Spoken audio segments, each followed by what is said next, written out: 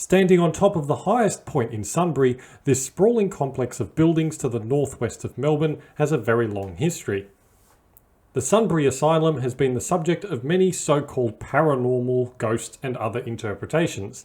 But today we're going to ignore all of this and instead talk about how it got here, what it was used for, and what it looks like today. As background, the 1860s in Britain and its empire were a time of great change. Social reformers had gained a lot of power and influence in politics and society, with their main aim of government programs and changes to improve welfare, employment and living conditions. This of course extended to Australia. There was significant interest in particular on child welfare, and many new laws were implemented. One of these, the Neglected and Criminal Children's Act, was passed by the Victorian Parliament in 1864. This was the first piece of legislation of its kind in the state and paved the way for institutional welfare and care of minors. One of the first actions that the Victorian government took to enact this new law was creating 12 institutions to house and teach trades to orphaned and poor children. These were called industrial schools. The first of these that were built in Victoria was here in Sunbury.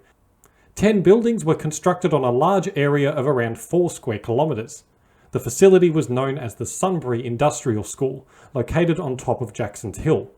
Unfortunately, from the beginning, this was not a very happy place. To cut a long story short, several reports from the Inspector General of Public Works and a Royal Commission in 1871 both reported that conditions in the industrial schools were appalling. Cost-cutting, inexperience and lack of care all combined to create an awful environment. The Sunbury School specifically was reported to be filled with more than 200 more children than it was designed to hold. Sickness went untreated, and the bedding provided consisted of little more than a single blanket. So bad were the conditions at Sunbury that 10% of children died just within its first year of operation. As a result of all this and subsequent reforms, the school was closed down in 1879 and converted to a mental health facility called the Sunbury Lunatic Asylum. This was to replace the Ballarat Asylum, which was closed down in the same year. It underwent significant renovation between 1891 and 1914, based on a master plan developed by prominent architect Henry Bastow in 1888, who also designed many other public buildings, particularly schools, throughout Victoria at the time.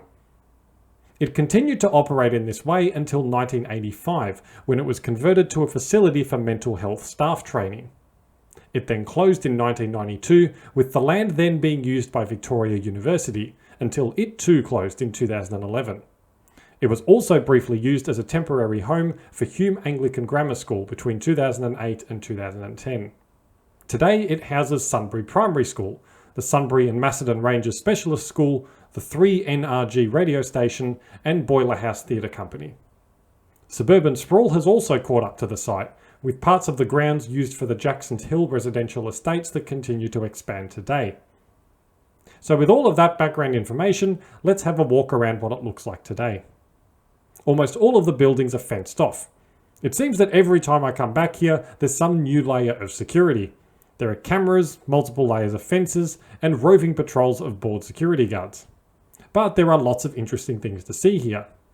Here you can see the remains of a tramway that was built in 1908 between the kitchen and the wards. Many of the streets have also been blocked off to discourage hooning, and unfortunately most of the buildings and paths are behind tall fences. The landscaped areas around the buildings were designed by Hugh Lineker, a prominent landscape designer, primarily from the interwar period. The grounds also contain the remains of the dry stone perimeter wall and the newer ha-ha wall. A ha-ha was a common feature of many asylums. It's a type of wall that is sunk into the ground in a ditch. This allows for a barrier to exist without obstructing views, or in the case of an asylum, without making inmates feel imprisoned or contained. These were a common feature of many asylums built in Australia at this time, and can still be seen today, such as this one at the Kew Asylum in the eastern suburbs of Melbourne. You can still visit this site today quite easily.